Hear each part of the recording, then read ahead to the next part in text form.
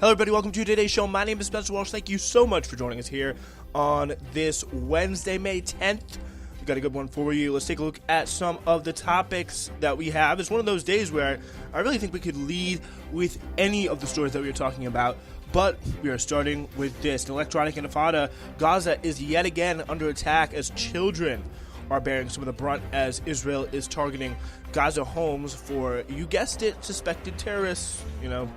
They'll find terrorists in a children's park, a hospital, or wherever they may want to bomb. We'll get into all of that. Also, big news in Long Island. George Santos, the, shall we say, fond of lying, I guess, representative from Long Island, has just been arrested.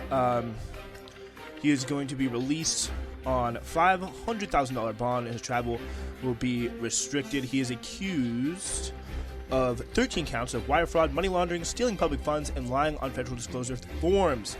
Sen Feinstein has returned to the Senate. She's back, folks. No, she's not a zombie. She's still alive somehow. But she's she's already back, and we'll take a look at the major entrance she made today in Washington. Finally, though, inflation is on the downturn yet again, soaring for the 10th straight month. Will Jerome Powell finally listen? We'll discuss.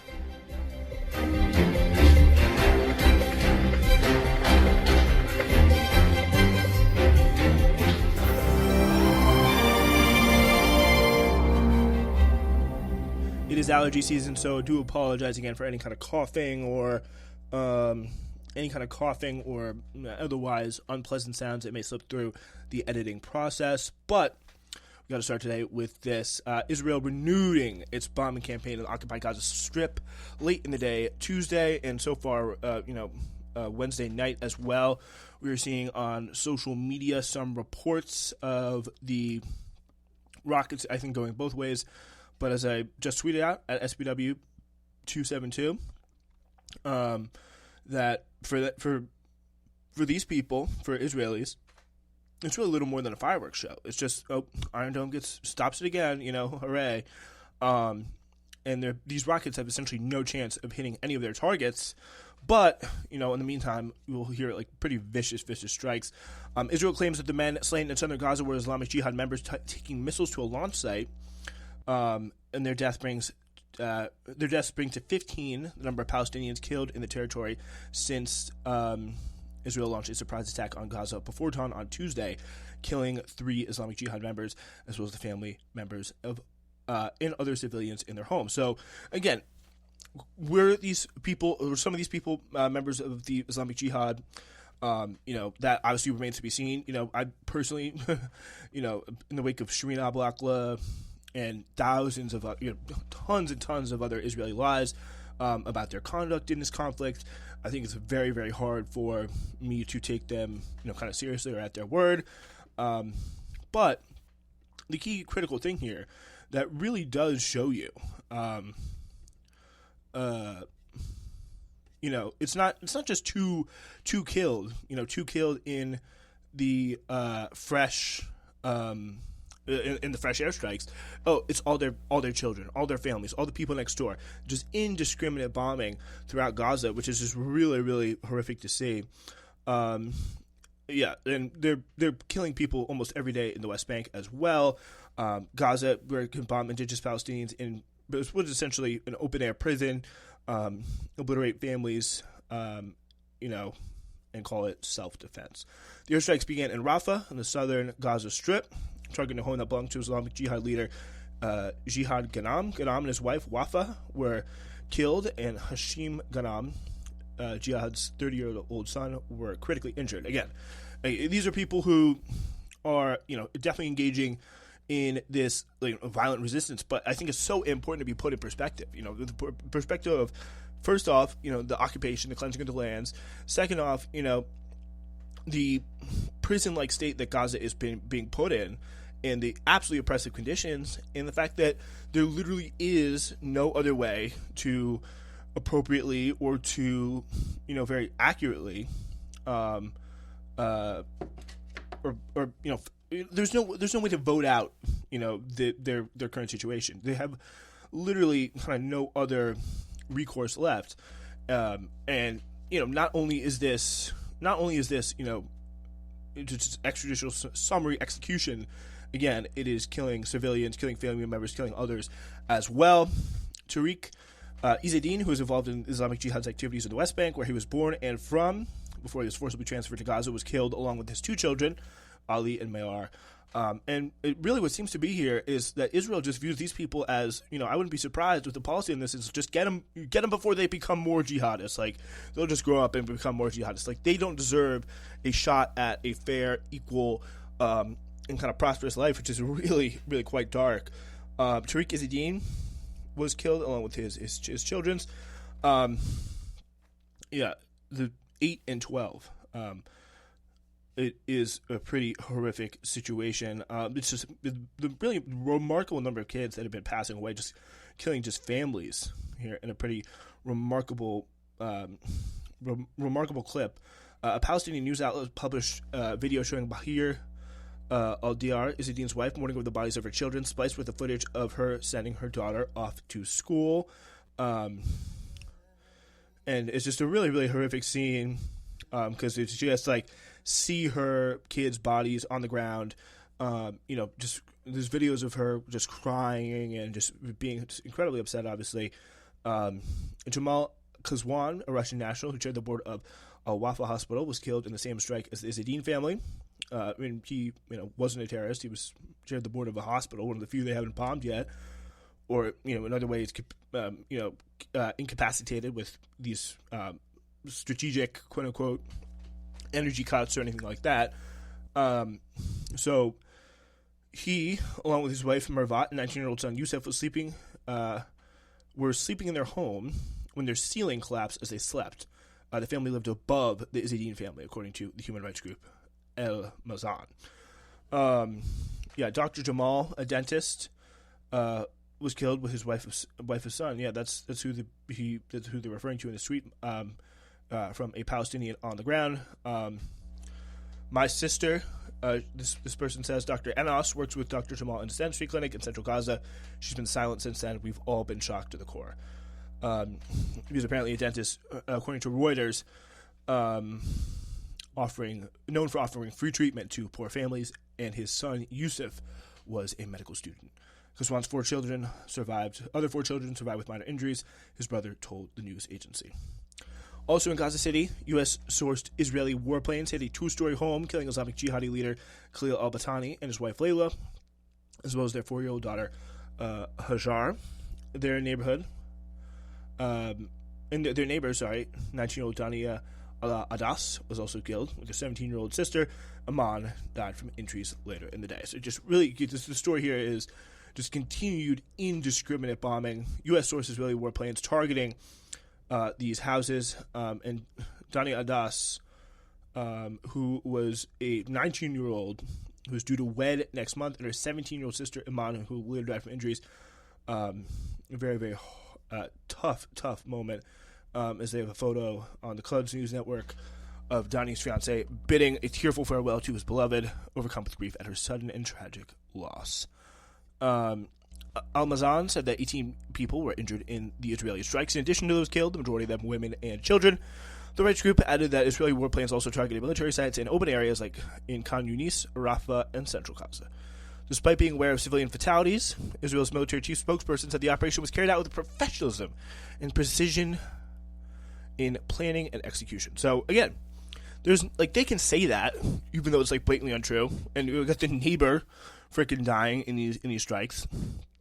But again, it just does not matter because there's no international force that's capable of holding them to account in a specific, a real way on this. They're just, they can say, we just tried our best and we're sorry if we messed up, which they don't even say. They just say, we did a great job. And, who's going to tell them no? The Palestinians, who are going to be shot if they even so much as blink in the direction of the Israelis here.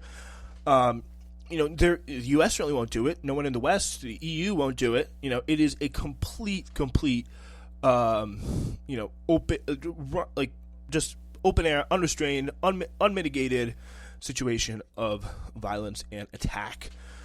The rights group added that Israeli war planes also targeted again the military sites. A military spokesman said, "We're aware of some collateral damage, and we'll learn more as the day goes on." So it's very, very interesting there.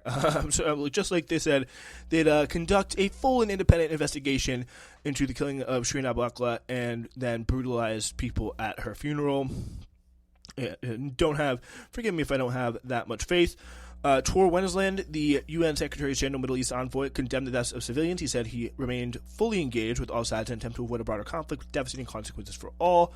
But in a verbal sleight of hand, Wennesland does not condemn the Israeli attack itself. Instead, he appeared to give, because again, these people were part of an Islamic Jihad group, but were they going to do anything? Were they going to actually, quote unquote, take missiles to a launch site? Were they going to, do some sort of terrorist activity? Or were they just snuffed out on the belief by Israelis? Which does seem to be true, but that still is not a justifiable reason to bomb someone, especially in a conflict that is not really conflict. It is just a beatdown. It is a slaughter of the Palestinians by the much, much more militarily powerful Israelis. So the European Union did not offer the slightest criticism of the Israeli attack, instead emphasizing that it was gravely concerned by the escalation in Gaza following today's Israeli air raids. Brussels added that it regrets the loss of civilian lives, including children. Meanwhile, the bloodshed in Gaza continued to unfold on Tuesday evening. European diplomats went ahead with a Europe Day party in Tel Aviv on the site of the ethnically cleansed Palestinian village of Jarisha to tell everyone to stand with Ukraine, which is really quite remarkable there. Having a stand with Ukraine party in Tel Aviv on a old Palestinian village, it is really quite some dark stuff. The U.S. Embassy said in Jerusalem that was well aware of reports that 10 civilians were tragically killed in Israeli strikes on Gaza and called for, again, de-escalation, So others took the timing of the bombing to mean the opposite of what the State Department claims, that instead of encouraging de-escalation, it gave Israel the green light to target Palestinian resistance leaders in Gaza, despite Tel Aviv's hallmark policy of killing entire families in their homes. International law experts may well consider the 3 Islamic Jihad leaders assassinated by Israel, who are also civilians protected by international humanitarian law, and their deaths may amount to extrajudicial executions. Again, unless they can prove, they were about to set up an attack or planning in any kind of way an attack, which, they're not going to prove because they don't have to. Even if it was true, no one is going to come and say, Israel, you have to prove this to us, otherwise you're going to be in real big trouble. That is not how it works. And again, this will all continue to go unpunished, but it will not continue to go undiscussed, at least here on Newsflash. It's the Center Wall Radio Network. Oh, baby.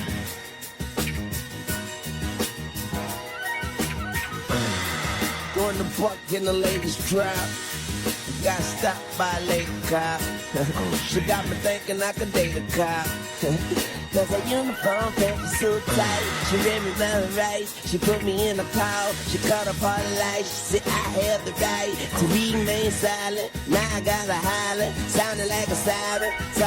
We take you back now to the U.S. with George Santos, Representative George Santos, who pretty fond of lying, very much kind of a dramatic flair congressman. Honestly, I hate to be real, I was kind of starting to like him a little bit more. He's just so shameless. He's just so and he's not really hurting anyone. The people in his district voted for him. He's not going to do anything substantially different from what they really would want. Just if you really hate him so much, just vote him out in 2 years. I mean, it's not really a big deal. He lied about everything, but people in power have done far worse. And he was just kind of just shamelessly attacking some pretty bad people. He wasn't the worst person by far in Congress, in my opinion, but he has been arrested. Pretty much soon followed revelations. He falsified his biography on the campaign trail. Because of that, he's been charged by federal prosecutors in a wide-ranging indictment accusing him of wire fraud, money laundering, stealing public funds, and lying on federal disclosure forms. He pleaded not guilty to all charges at a hearing in federal court on Long Island on Wednesday afternoon. He was released from custody on a $500,000 bond that was secured by 3 individuals whose identities are not public, in which his travel will be restricted to New York, Washington, and places in between. In the chaotic seat outside the courthouse, Santos told reporters of what he thought, the charges were, which is a witch hunt. Tweeting, I saw him just tweet, witch hunt, in all caps, a la a former president I may have in mind. Federal prosecutors say Santos was involved in 3 separate schemes, which is pretty crazy. The book of the indictment focuses on allegations Santos directed an unnamed political consultant to solicit contributions to a company that he falsely claimed was a political fund. Prosecutors say that Santos used money for personal expenses, including buying designer clothes and making credit card payments. So pretty much he was an all-time hustler. That's what I'm hearing. He got his money. He got his money any way he could. Bought those designer clothes, but just did it in a way. Essentially, just did it in a way you're not supposed. You're not supposed to. You're supposed to do that under the table. You're supposed to do that, even if you do it through a super PAC. You could have all those things. You could have all those designer clothes, but you just gotta do it the right way. You can do corruption, but you just can't do it this blatantly, this out in the open, this fraudulently. And I think that was really his big problem here. The indictment also accuses Santos of fraudulently claiming unemployment benefits made available during the coronavirus pandemic. Prosecutors say Santos received more than $24,000 in unemployment payments while he was drawing a salary of $120,000 from a Florida-based investment firm. And prosecutors say that Santos knowingly made false statements on financial disclosure forms during both of his congressional campaigns, both in 2020 and 22, to mislead the House of Representatives and the public about his finances. That is definitely true. The indictment also alleges Santos falsely inflated his salary during both campaigns, failed to disclose some income, and lied about the balances in his checking and savings accounts. The charges marked a precipitous turn in the fortunes of first-term congressman who went from a symbol of Republican resurgence to a scandal-plagued political punching bag, but is unlikely to, which is pretty baller here. He ain't going nowhere. Even as a growing number of rank-and-file House Republicans are calling for his resignation, House Speaker Kevin McCarthy signaled that Santos will be allowed to continue to serve. Santos, essentially because he doesn't want a special election and to make his already small majority even very smaller, because if Santos is out, almost certain that a Democrat wins that seat. That New York Democrats, probably one of the worst political parties or state political parties in this country, just failed to beat him, who was pretty much an obvious liar. Just failed to beat him, let him walk right in there, and pretty much handed the Republicans the House. If they can claw that back, in many other places as well, in New York, it should be pretty important. Santos, again, has been besieged by questions about his personal and background and personal wealth, as well as his campaign finances since last December, when the New York Times and other outlets began reporting on numerous lies about his biography, education, and work history, and told reporters on the campaign trail. If convicted, Santos could face up to 20 years in prison for top counts, according to the U.S. Attorney's Office, which worked with the FBI and the Nassau County District's Attorney's Office to investigate, which is a pretty big and significant element there. During Wednesday's hearing, Santos' lawyer said that he would continue with his re-election bid, arguing that Santos needed to be able to travel outside New York and Washington to engage in that election activity. The judge said that additional travel, so long as Santos received prior authorization from pre-trial services, was permitted.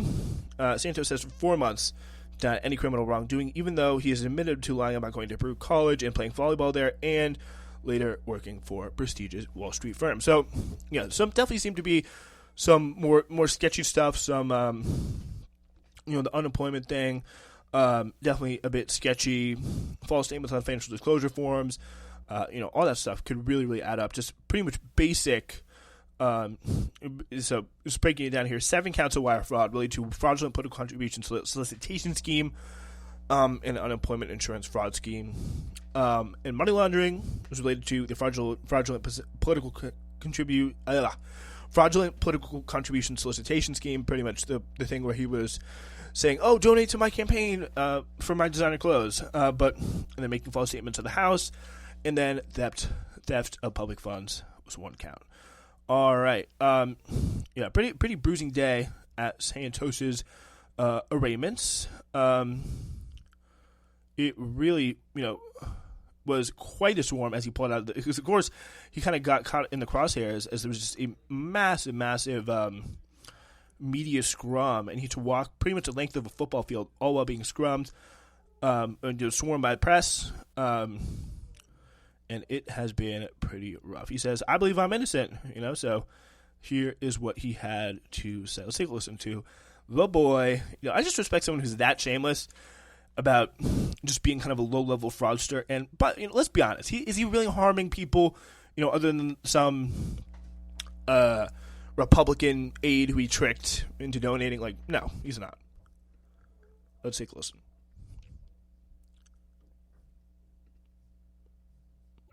To him, this is him speaking, coming out of the arraignment today. Running for re-election. Yes, I am. And why should anybody believe you now?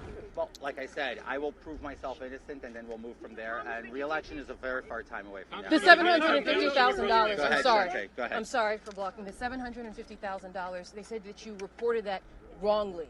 Do you have any comment to that? Well, like I said, I will be giving them all. We'll be delivering all the finances of my company. I'm delivering all my finances to them to dispel their accusation against me. And again, you will not resign. I will not resign. There you have it. He is staying in. He will not resign, and be interesting to see how that story plays out. Meanwhile, Dianne Feinstein returns to the Senate. Her long march is finally over. She's back. That's next. MC,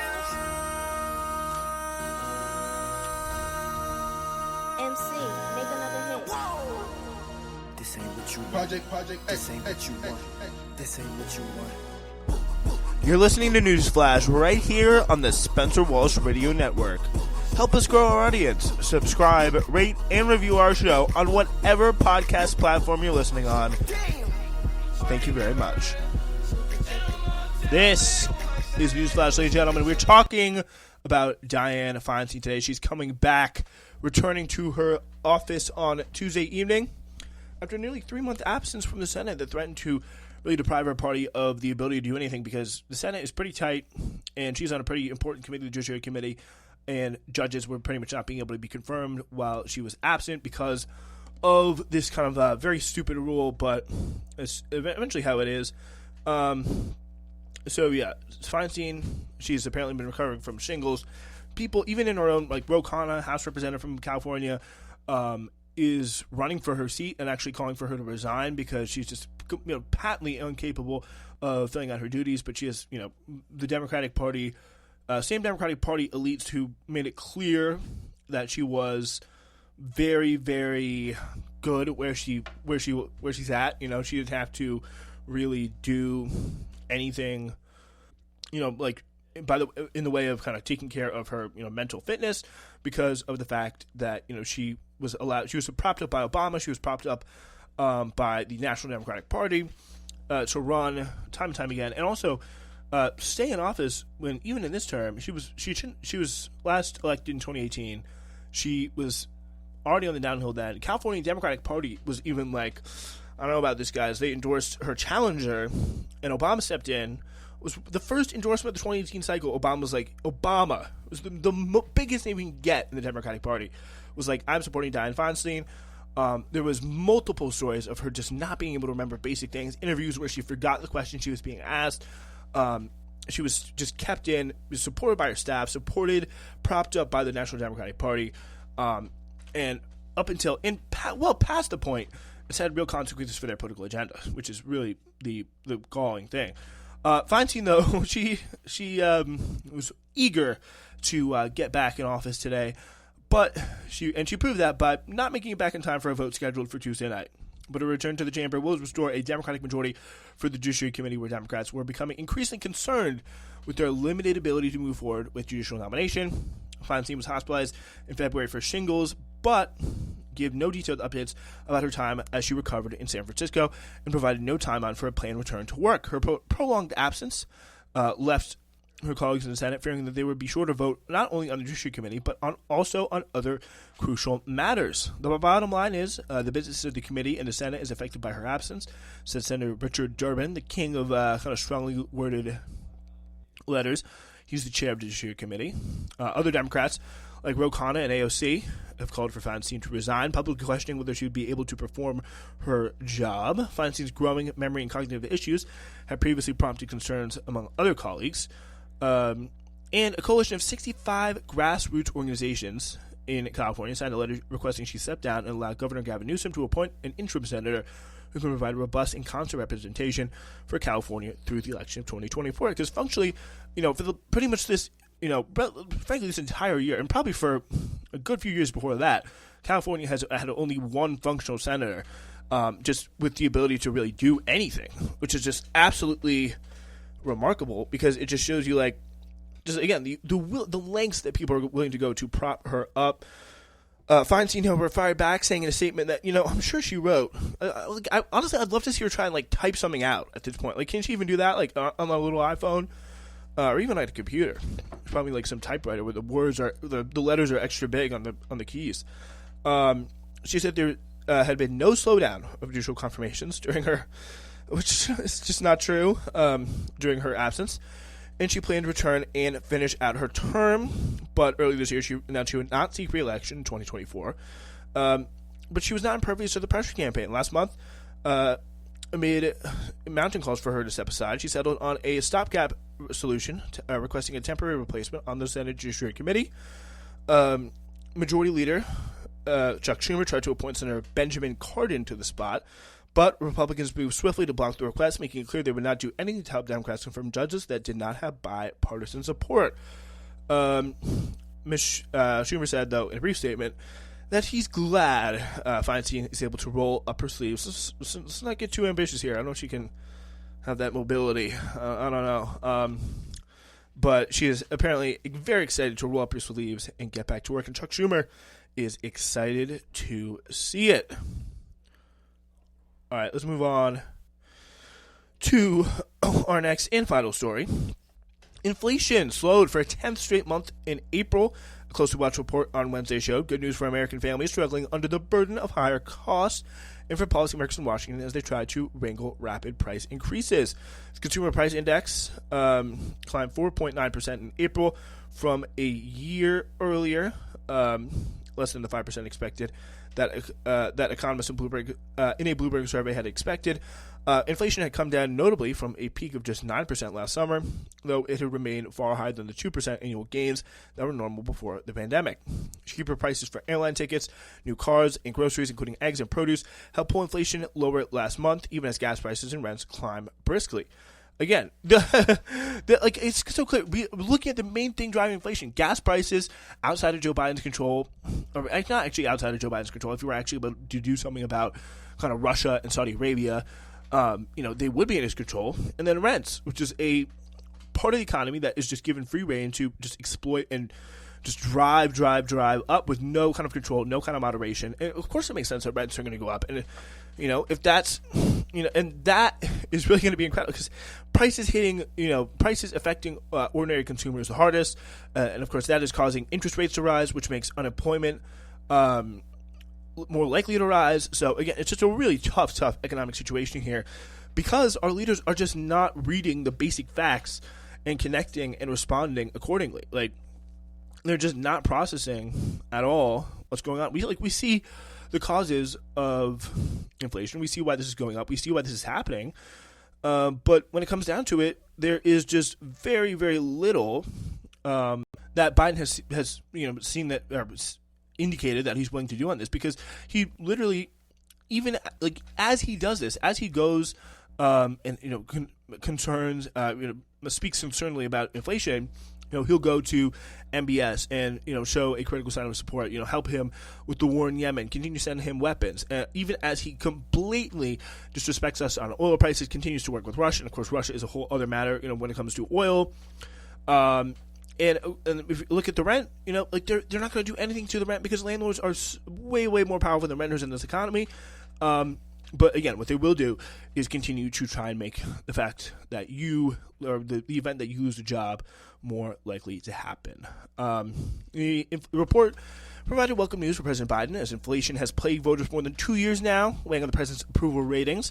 As prices climb dramatically with each passing month, they become less of a pressing concern. Yet economists warned against overstating their progress. While inflation is showing positive signs of cooling, a chunk of the decline since last summer has come as supply chains have healed. With the low-hanging fruit gone, it could be a long and bumpy path next to a normal inflation rate. Inflation is still sticky, said Priya Misra, global rates research head at TD Securities. I don't think the Fed is going to look at this and cut rates or heave an especially big sigh of relief. Not so fast. We can't draw the conclusion the inflation problem is over. Again, so this raising interest rates is going to have literally no effect on inflation. We've seen interest rates go up, up, up. Inflation come down, down, down. You know, if you look at this graph here, it's just a straight drop in 2023 thus far. Interest rates, I believe, have plateaued, or kind of beginning to plateau, but the policy, which is interest rates, everyone acknowledges it's a tough policy. Sometimes it can work like it did in the 80s, but it's going to have very drastic effects of spiking unemployment if you keep pushing on this. And we are seeing that wage price spiral. Americans having too much money in their pockets. We are seeing that time and time again. That is not the problem. That is just not the problem. We are seeing everything else. What did it say in here? It said cheaper prices for new cars, groceries, eggs, and produce helps pull inflation lower. But the gas prices and rents are climbing briskly. So we know where this is coming from, but we are actively choosing, which is the really crazy thing, we're actively choosing here to not look at and not address the problem. Rather, do something that will continue to hurt the middle and working class. All right, that is our show. We'll be back on Friday. News Flash.